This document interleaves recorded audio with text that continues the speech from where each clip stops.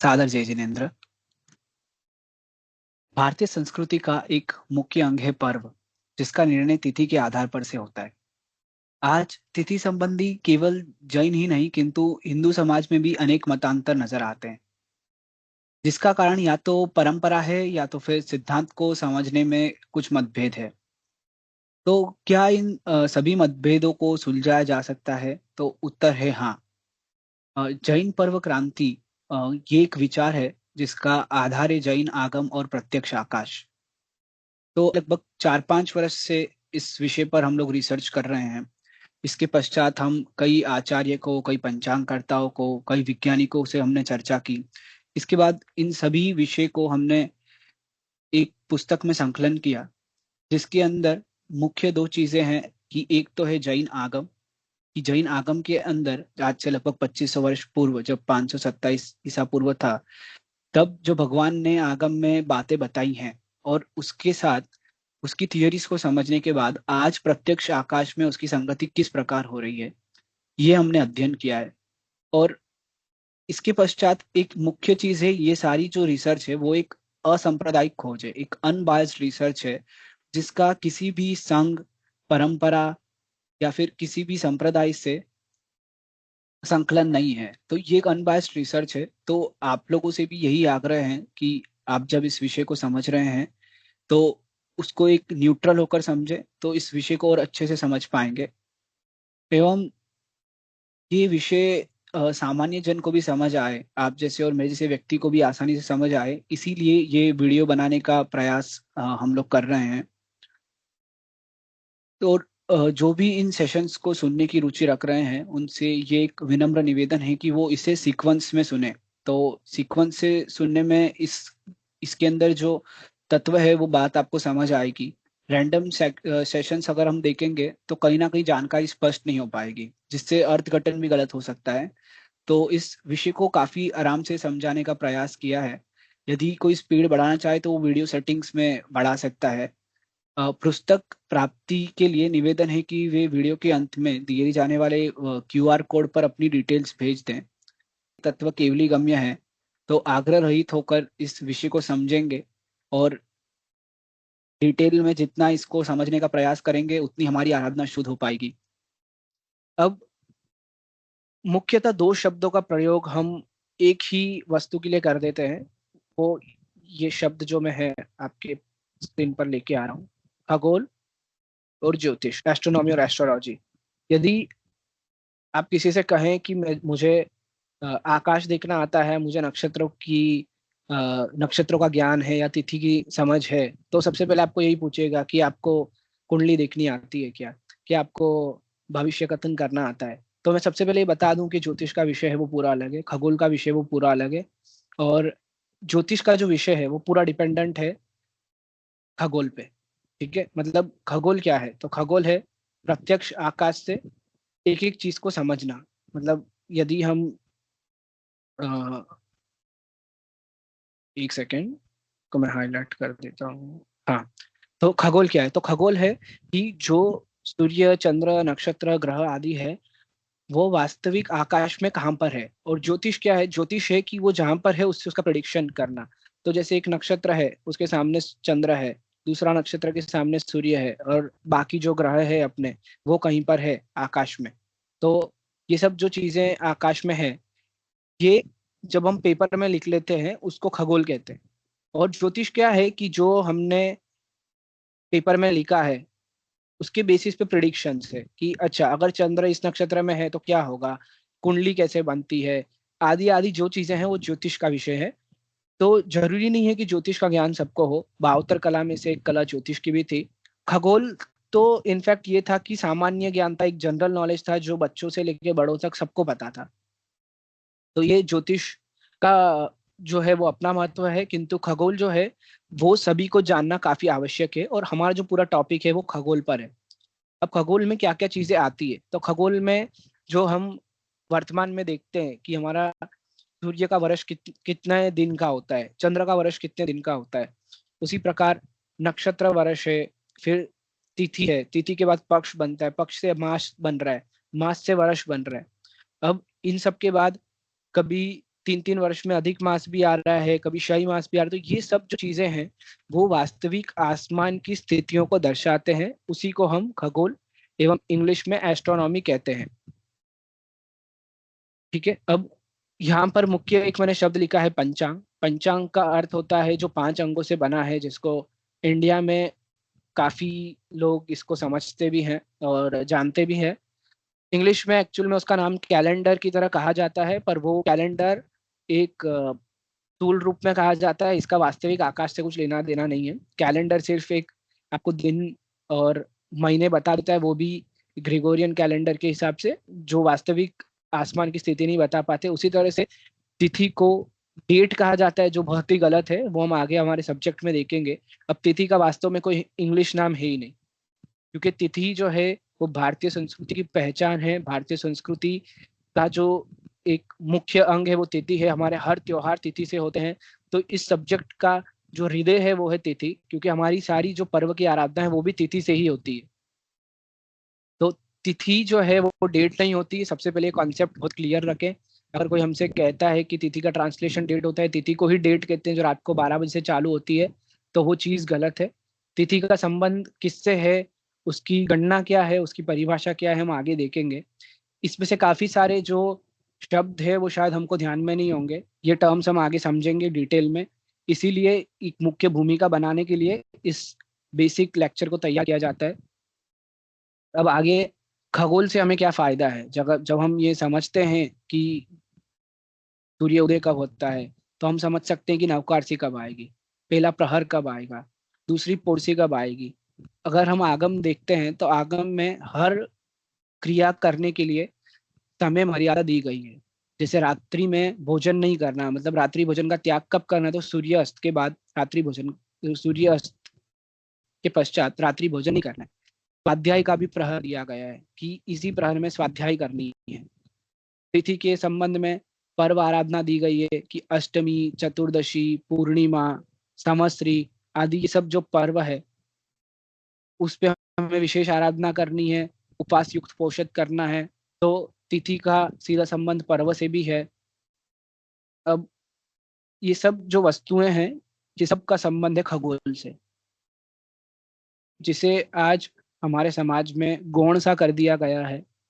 इसे काफी ignorant mode पे रखा गया है कुछ सालों से, विशेष करके क्योंकि अगर हम पिछले कुछ वर्षों की बात करें तो हर परंपरा का, हर संप्रदाय का संघ में अपना एक आराधना पत्रक आ जाता है, जिसे सर्कुलेट कर दिया जाता है। लोग उसको देखते हैं, उसको देखकर अपनी आराधना कर लेते हैं। पर किसी कुछ महापुरुष है जो अभी भी ये प्रयास कर रहे हैं कि इसमें मतांतर क्यों आ रहे हैं, हम इस पर विशेष चर्चा करें, इसका अध्ययन करें और इसको समझें। तो हमारी जितनी क्रियाएं हैं वो सब कुछ इसी पर डिपेंडेंट है। अब एक विशेष जो चर्चा यहाँ पे करनी है मुझे, वो ये है कि भगवान महावीर स्वामी ने ये फरमाया है कि उनका शासन 21,000 वर्ष तक चलेगा। तो आज से लगभग 2500 वर्ष पहले यानी 527 ईसा पूर्व में भगवान महावीर स्वामी का निर्वाण हुआ। वहां से लेके 21,000 वर्ष तक 5 बार रहेगा। इसमें भगवान महावीर स्वामी का जो शासन है वो चलने वाला है। अब आज तक प्रेजेंट में 2025 है और उससे पहले 527, तो लगभग 2500 वर्ष में कभी ऐसा नहीं हुआ कि जैन समाज में संपूर्णतः अपने जैन साधु एवं श्रावक श्राविका लुप्त हो गए। मतलब कोई नहीं रहा हो, ऐसा कभी हुआ नहीं। अकाल भी आए, काफी समस्याएं भी आई, पर हमेशा कहीं ना कहीं भारत में जैन धर्म की आराधना होती रही। और अगर हम हमारी आराधना देखेंगे तो जो हम पहले देख रहे थे कि हमारी सभी आराधना खगोल पे ही निर्भर करती है। हमारा सूर्योदय के बाद विहार करने की प्रक्रिया है, गोचरी लाने की प्रक्रिया है, नवकारसी है, प्रहर है, स्वाध्याय है। इसके बाद वांछनी वगैरह देना, अपने वस्त्र की वस्तुओं की पल्लेवना आदि करना, ये सब कुछ समय पर निर्धारित है। और सूर्यास्त के बाद भोजन नहीं करना, किस प्रहर में सोना, किस प्रहर में जागना आदि, ये सब चीजें हमारी खगोल पर डिपेंडेंट है। जब हमारी सब चीजें खगोल पर डिपेंडेंट है और आज तक कभी इसका लुप्त नहीं हुआ हो, जो इसका प्रयोग कर रहे हैं ऐसे श्रावक श्राविका, साधु साध्वी, तीर्थ का कभी लुप्त नहीं हुआ हो, तो हम ये कैसे कह सकते हैं कि जैन आगम के ऊपर जो आधारित हमारी आराधना की प्रक्रिया है वो लुप्त हो गई है। तो आज ये एक सेंटेंस बहुत कॉमनली बोला जाता है जब हम किसी से पूछते हैं कि जैन आगम पद्धति आधारित जो पंचांग है वो लुप्त हो गया है, पर क्या ये वास्तव में सत्य है? तो इस प्रश्न का उत्तर जैसे जैसे हम विषय समझेंगे आप खुद ही दे पाएंगे, और हम खुद ही समझ पाएंगे कि ऐसा क्यों कहा जा रहा है, इसका क्या रीजन है और इसका क्या उत्तर है। आगे बढ़ते हुए एक एक एक ये बात भी कहनी है कि आज से कई वर्षों पहले वेदांग ज्योतिष जो एक काफी मान्य रचना है, जिसको हिंदू शास्त्रों की एक सर्वप्राचीन रचनाओं में से माना जाता है, उसकी टीका को तैयार करते हुए श्री श्याम शास्त्री जी ने श्री सूर्य प्रज्ञप्ति, चंद्र प्रज्ञप्ति आदि को नमस्कार किया। इनफैक्ट उनकी जो भाषा है वो मैं यहाँ पे मैं आपको पढ़ के सुनाऊंगा कि सूर्य प्रज्ञप्ति के सुभाषितों के संग्रह द्वारा विकासित माला को मस्तक पर धारण करके सज्जनों के आनंद हेतु मेरे द्वारा इसकी यानी वेदांग ज्योतिष की टीका में यत्न किया गया है। मतलब ये जो गौरव है हमारे शास्त्रों का, हमारे आगमों का, ये केवल हमारे समाज तक ही नहीं था, परंतु ये सभी समाजों को इस गौरवता के ऊपर और इसकी जो ज्ञान की किरणें थी वो सुभाषित कर रही थी। मतलब इस प्रकार का हमारे आगमों के प्रति आदर था। पर आज बड़ा दुख का विषय है कि पिछले कुछ कुछ सदियों से इस विषय को पूरा पूरा इग्नोर कर दिया गया है और हम इस पे बिल्कुल भी ध्यान नहीं दे पा रहे हैं। खैर आगे बढ़ते हुए आज हमारे जैन समाज में खास करके जो नौजवान जुड़ते हैं, जब यंग जनरेशन जुड़ती है और जब वो ये देखते हैं कि मेरी समश्री अलग है, किसी और की समश्री अलग है, मेरे जो पर्व की आराधना है वो दिन अलग है, किसी और की दिन अलग है, तो ये प्रश्न जरूर आता है कि जब भगवान के द्वारा प्ररूपित आगम के पाठों में कोई अंतर नहीं है तो संघ में इतने मतांतर क्यों है? अब अ, इसका डिटेल्ड आंसर तो हमको कोर्स करते करते समझ आएगा, बट एक कॉन्सेप्चुअल क्लैरिटी हमको लेके आनी है कि कॉन्सेप्चुअल क्लैरिटी क्या है, इसको हम थोड़ा सा समझते हैं। सबसे पहले हमें एक इतिहास देखना पड़ेगा। वो इतिहास क्या है?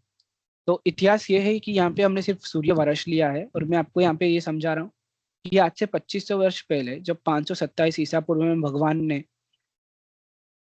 वर्णन किया तो भगवान ने कहा कि सूर्य का जो वर्ष है वो 366 दिन का है। इसके लगभग 200 वर्ष के पश्चात जब चाणक्य हुए, उन्होंने कौटिल्य अर्थशास्त्र की रचना करी, उसमें भी सूर्य का जो वर्ष है वो 366 ही बताया उन्होंने।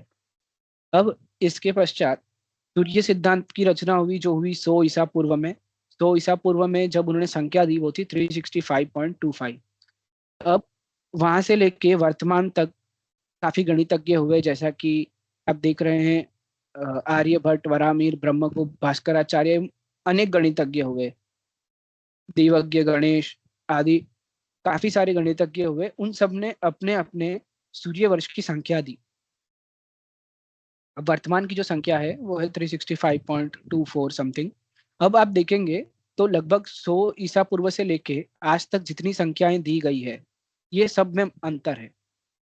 अब यहाँ से दो पर्सपेक्टिव या दो थॉट्स जो चले आ रहे हैं हमारे समाज में, वो ये चले आ रहे हैं कि भगवान ने जो भी अपने आगमों में फरमाया वो वास्तव में सही है, और जो हम आज देख रहे हैं प्रत्यक्ष आकाश से वो हम गलत देख रहे हैं। ये हुआ थॉट नंबर 1। अब दूसरा थॉट क्या है? अब दूसरा थॉट है कि आज जो हम देख रहे हैं वो बराबर है, क्योंकि हम हमारे प्रत्यक्ष आकाश से देख रहे हैं, और जो भगवान ने बताया अपने समय पर या फिर जो जो दूसरे गणितज्ञों ने बताया अपने समय पर, वो एक स्थूल कथन है। अब काफी लोगों को स्थूल का अर्थ ये है कि स्थूल का मतलब है अप्रोक्सीमेट या फिर एवरेज। एक एवरेज कैलकुलेशन बता दी गई है, ऐसा काफी लोगों का मानना है। बट इसमें एक सबसे इम्पोर्टेंट पर्सपेक्टिव है और एक तीसरा डायमेंशन है, वो ये है कि सब गणितज्ञ अपने अपने समय पर उन्होंने जो जो गणना दी वो उस समय का सूक्ष्म गणित था। मतलब भगवान ने जब ये कहा कि 366 दिन का सूर्य संवत्सर है तो वो उस समय का सूक्ष्म था। जब चाणक्य ने कहा कि 366 का तब सूक्ष्म था, जब सूर्य सिद्धांत में लिखा गया तब वो उस समय का सूक्ष्म था। जब आर्यभट्ट हुए, वरामिर हुए एवं ये सब गणितज्ञ हुए, उन्होंने जो जो संख्या दी वो उस समय की सूक्ष्म थी। एवं वर्तमान में जब ये कहा जा रहा है कि ये 365.24 है इस वर्ष का, ये हमें उपलब्ध होता है गवर्नमेंट के वहां से, इंडियन एस्ट्रोनॉमी का पंचांग निकलता है, तो वहीं से ये संख्या भी उपलब्ध हो जाती है। एवं हर रीजन का अपना अपना ये पंचांग निकलता है, तो ये इस समय का सूक्ष्म है। मतलब ये हो रहा है कि जैसे जैसे परिवर्तन हो रहा है, संख्याएं बदलती जा रही है, जो मान है वो बदलते जा रहे हैं, बट उसकी जो मेन, ये जो जिसको हम यहाँ पर सूर्य संवत्सर कह रहे हैं, वो सेम है। मतलब हर जगह हमने सूर्य संवत्सर कर पर मान बदलते जा रहे हैं। सूर्य संवत्सर क्या होता है वो समझेंगे, पर ये क्यों हो रहा है? क्योंकि गतियों में कुछ ना कुछ परिवर्तन हो रहा है। आकाश के अंदर जो जो हम खगोलीय वस्तु देख रहे हैं, सूर्य चंद्र आदि सब, उन सब में कुछ ना कुछ परिवर्तन होने के कारण ही हमें जो मान है उसमें परिवर्तन नजर आ रहा है। अब आगे बढ़ते हुए जब हम आगमिक समय देखते हैं, आगमिक समय हम किसको बोलेंगे? तो आगमिक समय आज से 2500 वर्ष पूर्व, लगभग 527 ईसा पूर्व, और वर्तमान समय आज 2025 जो है, इसके आसपास का जो समय है उसे वर्तमान समय बोलेंगे। तो जैसा कि हमने देखा कि मान तो थे वो बदलते जा रहे थे, मतलब आज तक जितने गणितज्ञ हुए उन सबके मान अलग अलग थे, पर क्या सिद्धांत में कोई डिफरेंस आया? तो सिद्धांत में कोई डिफरेंस नहीं आया। मतलब हमें किस पे फोकस करना है? तो हमें फोकस करना है सिद्धांत पर, हमें मान पर फोकस नहीं करना है। तो हमारा जो विषय है वो है, हमें प्रिंसिपल समझने हैं। और उसी लिए ये काफी इम्पोर्टेंट है कि जब हम वर्तमान समय को समझ रहे हैं, उससे पहले हम पहले आगमिक समय को समझे। आगमिक समय भी क्या समझे? उसके प्रिंसिपल्स को समझे, और फिर इसी प्रिंसिपल्स को आधार में रखे हम वर्तमान समय समझे। ये काफी इम्पोर्टेंट है। आज वर्तमान की जितनी रिसर्च हो रही है, उस रिसर्च के अंदर ज्यादा फोकस हो गया है मान पर, और इसी कारण से जितनी रिसर्च है वो अधूरी है। उसने कुछ पार्ट तो पकड़े हैं आगम के, कुछ पार्ट पकड़े हैं वर्तमान के, और इन दोनों को मिक्स कर दिया है और इससे अपना कंक्लूजन निकाल दिया। इसी कारण से जितने मतांतर है वो बढ़ते जा रहे हैं, और वो आगम की संगति भी नहीं कर पा रहे हैं। इसीलिए जो भी इस विषय को समझ रहे हैं या ऑनलाइन ज्वाइन हो रहे हैं, उनसे उनसे विनम्र निवेदन है कि वो विषय को तटस्थ भाव से समझे, अपने आप को किसी भी मत, किसी भी संघ, किसी भी पुस्तक, किसी भी परंपरा से ना जोड़े, एकदम तटस्थ भाव रखे। ये जरूर समझे कि भगवान की वाणी को समझने का प्रयास करना है। हम ये भी नहीं कहेंगे कि हम 100% सही है।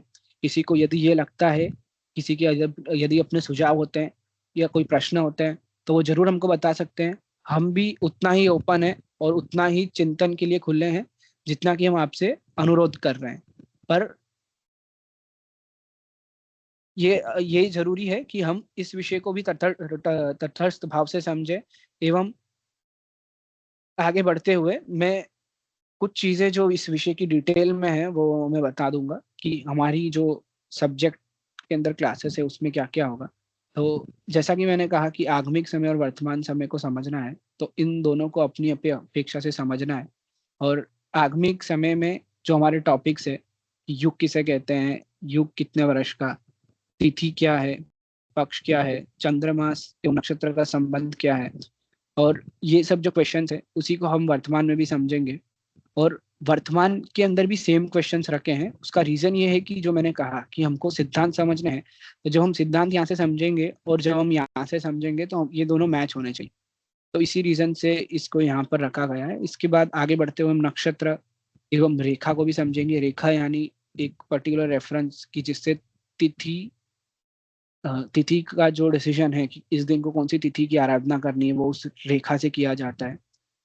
समश्री के अंदर जो मतांतर है उसके आगम से क्या कंक्लूजन निकलते हैं वो समझेंगे, एवं अपनी आराधना पत्रक कैसे बना सकते हैं उससे हम कंक्लूड करेंगे।